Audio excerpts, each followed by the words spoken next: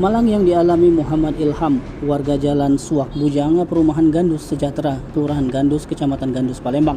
Dirinya sudah menjadi korban penipuan oleh temannya sendiri sehingga mengalami kerugian sebesar 4,2 juta rupiah.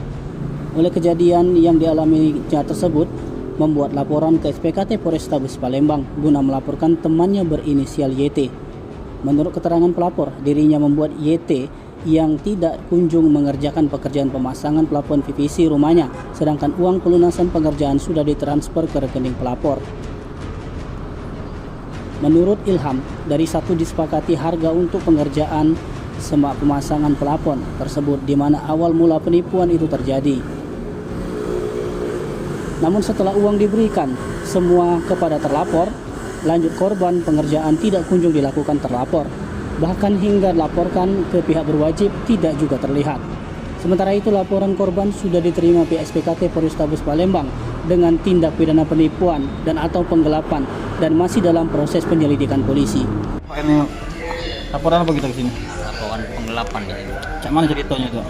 Itu disuruh masang pelapor. Terus Kita ngecek lokasi, masang total harganya, duitnya sama borongannya. Udah minta DP itu 500. terus Tadi juga ditransfer. Sisanya dibayar cash 2.700.000.